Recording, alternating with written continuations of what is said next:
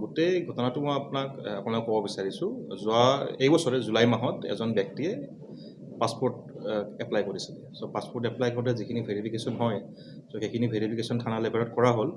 কিন্তু কৰোঁতে কিছু বিসংগতি আমি পালোঁ যে যিখিনি তেওঁলোকে ডকুমেণ্টছ দিছিলে সন্দেহ হ'ল যে ডকুমেণ্টছখিনি ভুৱা ডকুমেণ্টছ হয়, ফৰ্জ ডকুমেণ্টছ হয়। আৰু যেতিয়া আমি তদন্ত আৰম্ভ কৰিলোঁ গম পালোঁ যে হয় ব্যক্তিজনৰ নাম আছিলে ফাৰুক আহমেদ। তেখেতৰ গোটেইখিনি ডকুমেণ্টছ ফৰ্জড হয়। অলৰেডি মৃত্যু হোৱা এজন ব্যক্তিৰ নামত তেখেতে ডকুমেণ্টছ বনাই এটা ফেক আইডেণ্টিটি ক্ৰিয়েট কৰা হৈছিলে। চ' এইখিনি আমি যেতিয়া গম পালোঁ তাৰপিছত আমি ফাৰ্ডাৰ ইনভেষ্টিগেশ্যন কৰি এই সংক্ৰান্তত দুজন ব্যক্তিক আমি এতিয়ালৈকে কৰায়ত্ব কৰিবলৈ সক্ষম হৈছোঁ, যোনে এই গোটেই ফেক ডকুমেণ্টছখিনি ক্ৰিয়েট কৰিছিলে। আৰু এই ব্যক্তি দুজনে এজনৰ নাম হৈছে বুৰহানুদ্দিন, তেখেতৰ বয়স 38 এৰাউণ্ড, আৰু এজন হৈছে ফৈজুৰ ৰেহমান, তেখেতৰো সমবয়সীয়া হয় দুজন ব্যক্তি। আৰু দুইজনে পাথাৰকান্দি থানাৰ অন্তৰ্গত হয়। আৰু আমি আমাৰ অনুসন্ধান অব্যাহত ৰাখিছোঁ। এই গোটেই প্ৰক্ৰিয়াটোত কোনোবা আৰু কোন মানুহ জড়িত আছে, কোনোবা গভমেণ্ট অফিচিয়েলো ডাইৰেক্টলি বা ইনডাইৰেক্টলি থাকিব পাৰে নেকি, এই গোটেইখিনি আমি তদন্ত কৰি আছোঁ আৰু আপোনালোকক সময়ত জনোৱা হ'ব। Thank U.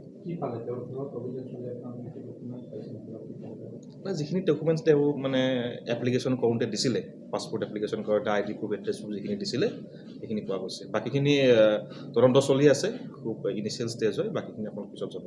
Thank you. গোটেই ঘটনাটো মই আপোনাক ক'ব বিচাৰিছোঁ। এই বছৰে জুলাই মাহত এজন ব্যক্তিয়ে পাছপোৰ্ট এপ্লাই কৰিছিলে। চ' পাছপোৰ্ট এপ্লাই কৰোঁতে যিখিনি ভেৰিফিকেশ্যন হয়, চ' সেইখিনি ভেৰিফিকেশ্যন থানা লেভেলত কৰা হ'ল। কিন্তু কৰোঁতে কিছু বিসংগতি আমি পালোঁ যে যিখিনি তেওঁলোকে ডকুমেণ্টছ দিছিলে সন্দেহ হ'ল যে ডকুমেণ্টছখিনি ভুৱা ডকুমেণ্টছ হয়, ফৰ্জ ডকুমেণ্টছ হয়।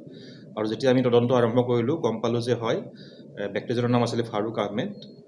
তেখেতৰ গোটেইখিনি ডকুমেণ্টছ ফৰ্জড হয়। অলৰেডি মৃত্যু হোৱা এজন ব্যক্তিৰ নামত তেখেতে ডকুমেণ্টছ বনাই এটা ফেক আইডেণ্টিটি ক্ৰিয়েট কৰা হৈছিলে।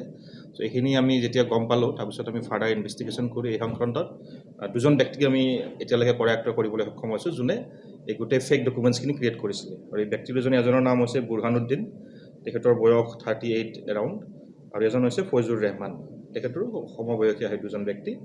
আৰু দুইজনে পাথাৰকান্দি থানাৰ অন্তৰ্গত হয়। আৰু আমি আমাৰ অনুসন্ধান অব্যাহত ৰাখিছোঁ। এই গোটেই প্ৰক্ৰিয়াটোত কোনোবা আৰু কোন মানুহ জড়িত আছে, কোনোবা গভমেণ্ট অফিচিয়েলো ডাইৰেক্টলি বা ইনডাইৰেক্টলি থাকিব পাৰে নেকি, এই গোটেইখিনি আমি তদন্ত কৰি আছোঁ আৰু আপোনালোকক সময়ত জনোৱা হ'ব। Thank you. যিখিনি ডকুমেণ্টছ তেওঁ এপ্লিকেশ্যন কৰোঁতে দিছিলে, পাছপোৰ্ট এপ্লিকেশ্যন কৰোঁতে ID প্ৰুফ, এড্ৰেছ প্ৰুফ যিখিনি দিছিলে সেইখিনি পোৱা গৈছে। বাকীখিনি তদন্ত চলি আছে, খুব ইনিচিয়েল ষ্টেজ হয়। বাকীখিনি আপোনালোক পিছত যাব। Thank U.